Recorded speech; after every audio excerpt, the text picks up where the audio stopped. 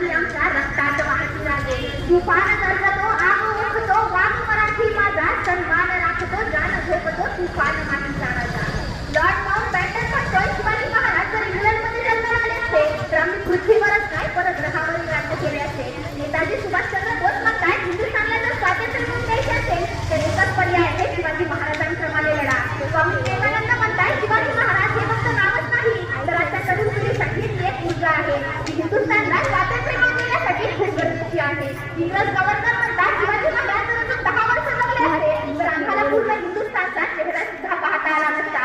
आशिया खंडातील सर्वात मोठ्या साम्राज्याचा बादशहा औरंगजेब म्हणतोय काबूल पासून कंधारपर्यंत माझ्या तैमूर खानदानाने एवढी सत्ता निर्माण केली. मोठ्या मोठ्या सरदारांना माझ्या तैमूर खानदानाने पाणी पाजलं पण महाराष्ट्रात मात्र आम्हाला शिवाजी महाराजांनी रोखलं. मी माझी सगळी शक्ती शिवाजी महाराजांचा पराभव करायला खर्च केली पण शिवाजी महाराज काय माझ्या हाती आले नाही.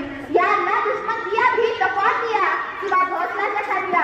तेरे जन्नत के दरवाजे खुले रखना खुदा क्योंकि दिलदार दुश्मन तेरे पास आ रहा है. दिलदार दुश्मन तेरे पास आ रहा है. शिवाजी महाराजांच्या मृत्यूनंतर नमाज काढताना काढलेले उद्गार. औरंगजेबाचा मामा सईद खान म्हणतो उजैर सिंह भोसले सिर्फ मेरी उंगलियां नहीं काटी बल्कि मेरी ताकत और मेरी घमंड को चूर कर डाला. अब मैं नींद में भी सिवा हौसला से जिंदा नहीं झाला.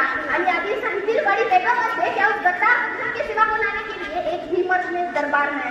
लानत है सी मर्दानगी पे. शिवाजी महाराजांचा परकीयांना इतका मोठा विश्वास होता का तर त्यांचे कार्यस्थळ मातृत्वाचे संस्कार आणि शिक्षण. आज प्रत्येक माझ्या पित्याला वाटतं आमच्याही घरात शिवबा जन्माला यावेत आमच्याही घरात जिजाऊ जन्माला याव्यात. अहो पण कसे घडतील शिवबा कशा घडतील जिजाऊ कारण आमच्या घरात व्हायचा राणीच नाहीये. आमच्या घरात आहेत का आहेत मम्मी पप्पा मॉम डॅड. अहो मग सांगा ना कसे होणार संस्कार. आज आमची माता मुलांना जवळ न घेता टीव्ही समोर बसतीये मालिका बघतीये आणि त्याच्याच अनुकरणही करते. आई म्हणते बाळाला बेटा शिवबाच व्हायचं असतं. आई म्हणते बाळाला बेटा शिवबाच व्हायचं असतं. जर कुठं सहलीला गेला तर एसटी चालती मधोमध बसायचं असतं. कुठं ठोकलं मागणं लोटलं की अगदी सुखरूप वाचायचं असतं. आणि आई म्हणते बाळाला बेटा शिवबाच व्हायचं असतं. बापाही म्हणतात बाळाला बेटा शिवबाच व्हायचं असतं. बापाही म्हणतात बाळाला बेटा शिवबाच व्हायचं असतं. पावसात भिजायचं नसतं उन्हात जायचं नसतं घरात एकट्यानं बसून कार्टून नेटवर्क बघायचं असतं. आणि बापाही म्हणतात बाळाला बेटा शिवबाच व्हायचं असतं. यावेळी मुलानं दिलेलं उत्तर खूप महत्वाचं आहे. मुलगा म्हणतो आईला